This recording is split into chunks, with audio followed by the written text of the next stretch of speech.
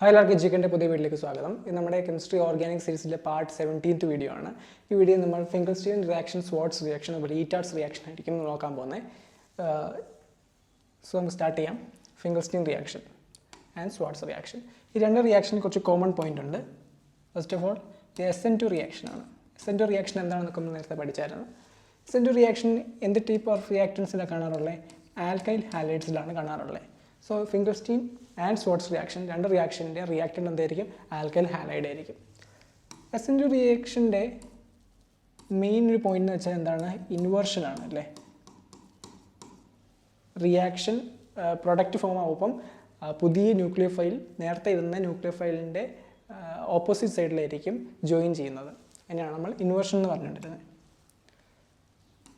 ഈ രണ്ട് റിയാക്ഷനും halide exchange റിയാക്ഷനാണ്. ഇതാണ് ഹാലൈഡ് എക്സ്ചേഞ്ച് റിയാക്ഷൻ. അതായത് റിയാക്റ്റൻ്റ് ഒരു ഹാലൈഡ് ഉണ്ടായിരുന്നു, പ്രൊഡക്റ്റ് ഫോം ചെയ്യുമ്പം ആ ഹാലൈഡ് മാറി വേറൊരു ഹാലൈഡ് ആകും. അത് ഏത് പ്രോസസ്സ് കൂടെ മാറുന്നത്? SN2 മെക്കാനിസത്തിനും കൂടെ ആയിരിക്കും മാറുന്നത്. അപ്പോൾ ഇതാണ് ഫിംഗർസ്റ്റീൻ സ്വാട്സ് റിയാക്ഷൻ്റെ കോമൺ ആയിട്ടുള്ള കുറച്ച് പോയിന്റ്സ്. ഇനിയാണ് ഡിഫറൻസ് വരുന്നത്. ഡിഫറൻസിൻ്റെ റിയേജൻസിലാണ് വരുന്നത്. റിയാക്റ്റൻ്റ് സെയിം ആണല്ലോ, ഞാൻ പറഞ്ഞു ആൽക്കൈഡ് ഹാലൈഡ് ആണ് രണ്ടിലും റിയാക്റ്റൻ്റ് വരുന്നത്. റിയേജൻ്റ് ആണ് വ്യത്യാസം വരുന്നത്. ഫസ്റ്റ് നോക്കാം ഫിംഗർസ്റ്റീൻ റിയാക്ഷൻ. ഫിംഗർസ്റ്റീൻ റിയാക്ഷൻ്റെ റിയേജൻ്റ് ആണ് സോഡിയം അയോഡൈഡ് വിത്ത് അസിറ്റോൺ. അതുപോലെ സ്വാട്സ് റിയാക്ഷൻ്റെ റിയേജൻ്റ് ആണ് AgF സിൽവർ ഫ്ലൂറൈഡ് വിത്ത് DMF. DMF എന്ന് വെച്ചാൽ ഒരു സോൾവെൻ്റ് ആണ്, അസിറ്റോൺ എന്ന് വെച്ചാൽ ഒരു സോൾവെൻ്റ് ആണ്. രണ്ടും അപ്രോട്ടിക് സോൾവെൻ്റ് ആണ്, അതായത് H+ ആണ് റിലീസ് ചെയ്യാത്ത സോൾവെൻ്റ് ആണ്.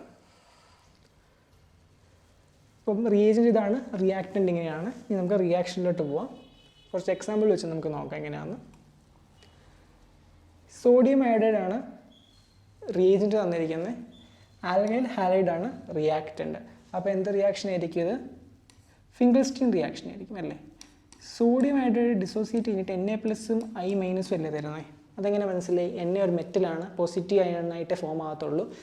അയോഡിൻ ഒരു ഗ്രൂപ്പ് 17th ഒരു എലിമെൻ്റ് ആണ്. അത് ഇലക്ട്രോനെഗറ്റീവ് ആയതുകൊണ്ട് I- ആയിട്ടാണ് ഡിസോസിയേറ്റ് ചെയ്യുന്നത്.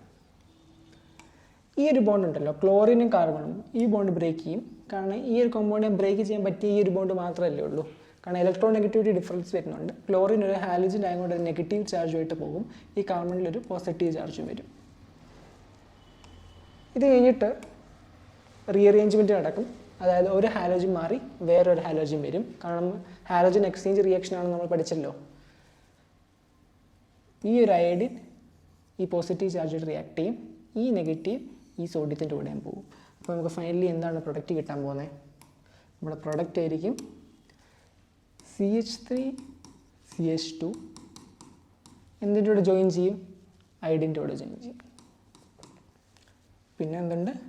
NaCl ഉണ്ട്. ഇതായിരിക്കും നമ്മുടെ പ്രൊഡക്റ്റ് ഫോം ആകുന്നത്.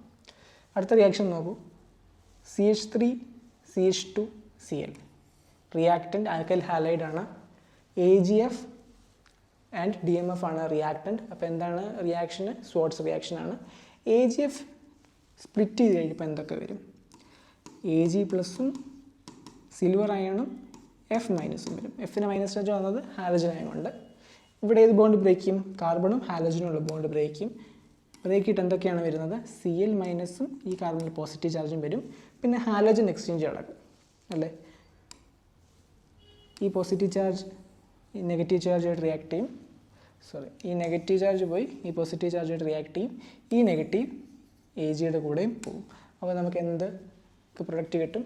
CH3CH2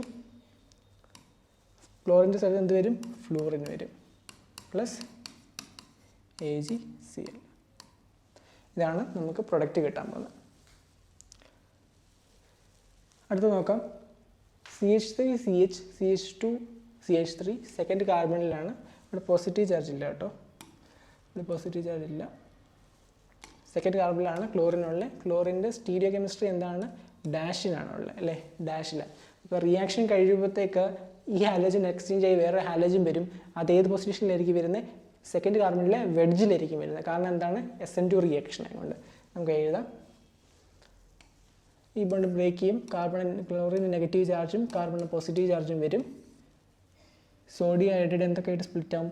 Na പ്ലസും I മൈനസും ആയിട്ട് സ്പ്ലിറ്റ് ആവും അല്ലേ? എന്നിട്ട് ഈ അയഡിൻ ഈ ക്ലോറിൻ്റെ സ്ഥലത്ത് ഈ പോസിറ്റീവ് ചാർജ് വന്ന് അറ്റാക്ക് ചെയ്യും. ഈ ക്ലോറിൻ ഈ സോഡിയമായിട്ടും പോയി റിയാക്ട് ചെയ്യും. എന്നിട്ട് എന്തൊക്കെ പ്രൊഡക്റ്റാണ് നമുക്ക് ഫോം ചെയ്യുന്നത്? CH3 CH CH2 CH3 carbon chain അതുപോലെ തന്നെ ഇരിക്കും. വ്യത്യാസം വരാം. അപ്പോൾ ഈ ക്ലോറിൻ്റെ സ്ഥലത്ത് എന്ത് വരും? അയഡിൻ വരും.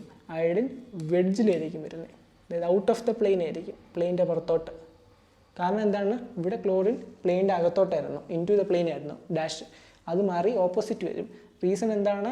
ഇതൊരു SN2 റിയാക്ഷൻ ആയതുകൊണ്ടാണ് ഡാഷിൽ നിന്ന് വെഡ്ജിലോട്ട് പോകുന്നത്. അടുത്ത റിയാക്ഷൻ നോക്കൂ. ഇത് നമ്മൾ നേരത്തെ കണ്ടൊരു എക്സാമ്പിൾ തന്നെയാണ്, കഴിഞ്ഞ വീഡിയോ നമ്മൾ കണ്ടായിരുന്നു. AgF സ്പ്ലിറ്റ് ആയിട്ട് എന്ത് വരും? Ag പ്ലസും F മൈനസും ആയിട്ട് വരും. ഇവിടെ ഈ ബോണ്ട് ബ്രേക്ക് ചെയ്യും. ക്ലോറിന് നെഗറ്റീവ്, ഈ കാർബണിലൊരു പോസിറ്റീവ് ചാർജും വരും. ഈ കാർബണിൽ ഇവിടെ ഒരു പോസിറ്റീവ് ചാർജും വരും അല്ലേ? ഫ്ലൂറിൻ വന്നുകൊണ്ട് അറ്റാക്ക് ചെയ്യുന്നു. ഈ ക്ലോറിൻ ഈ ഏജിയുടെ കൂടെയും പോകും. ഫൈനലി നമുക്ക് എന്ത് പ്രൊഡക്റ്റ് കിട്ടും? C2, ഇവിടെ CH3 വരും, ഇവിടെ CH3 വരും, ഇവിടെ CH3 വരും. ഈ സൈഡിലായിരിക്കും ഫ്ലൂറിന് വന്ന് അറ്റാക്ക് ചെയ്യുന്നത്. ഫ്ലൂറിന് ഈ സൈഡിലായതുകൊണ്ട് അപ്പുറത്തെ സൈഡിലായിരിക്കും ഫ്ലൂറിന് വന്ന് അറ്റാക്ക് ചെയ്യുന്നത്. ആ ഇരിക്കുന്ന ഗ്രൂപ്പ് ഈ സൈഡിലോട്ടും വരും, പ്ലസ് AgCl. ഇതായിരിക്കും നമുക്ക് വരാൻ പോകുന്ന പ്രൊഡക്ട്സ്. അടുത്താണ് ഈറ്റാഡ്സ് റിയാക്ഷൻ. ഈറ്റാഡ്സ് റിയാക്ഷനിൽ ഇതായിരിക്കും റിയാക്ടൻ്റ്. ഇതിന് നമ്മൾ എന്താണ്? ടൊലുവീൻ എന്നാണ് പറയുന്നത്. ടൊലുവീൻ, അതായത് ബെൻസീൻ റിങ്ങിൽ CH3 ഗ്രൂപ്പുള്ള, അപ്പോൾ നമ്മൾ ടൊലുവീൻ എന്നാണ് പറയുന്നത്. ക്രോമൈൽ ക്ലോറൈഡിൻ്റെ കൂടെ റിയാക്ട് ചെയ്യും. ക്രോമൈൽ ക്ലോറൈഡ് ഫോർമുല CrO2Cl2 ആണ്. ഇതിലൂടെ റിയാക്ട് ചെയ്യുമ്പം 12 ബെൻസാൽഡിഹൈഡ് ആയിട്ട് കൺവേർട്ട് ആകും. എന്താണ്? 12 ബെൻസാൽഡിഹൈഡ്. ബെൻസാൽഡിഹൈഡ് ഫോർമുല എന്താണ്? ബെൻസീൻ റിങ്ങിൽ ഒരു ആൽഡിഹൈഡ് ഗ്രൂപ്പ്, അതായത് C+H ഗ്രൂപ്പ് ആയിട്ട് ഫോം ചെയ്യും. എന്താണ്? 12 ബെൻസാൽഡിഹൈഡ്.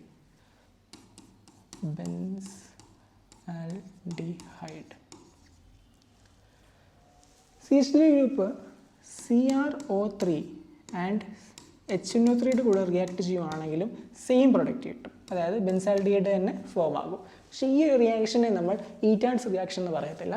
ഈ ഒരു റിയാക്ഷനെ മാത്രമേ ഉള്ളൂ നമ്മൾ ഈറ്റാഡ്സ് റിയാക്ഷൻ എന്ന് പറയുന്നത്. എവിടെയാണ്? CrO2Cl2 ക്രോമൈൽ ക്ലോറൈഡ് റിയാക്ട് ചെയ്യുമ്പോൾ ബെൻസാൽഡിഹൈഡ് ഫോം ചെയ്യുന്നതിനാണ് നമ്മൾ ഈറ്റാഡ്സ് റിയാക്ഷൻ പറയുന്നത്.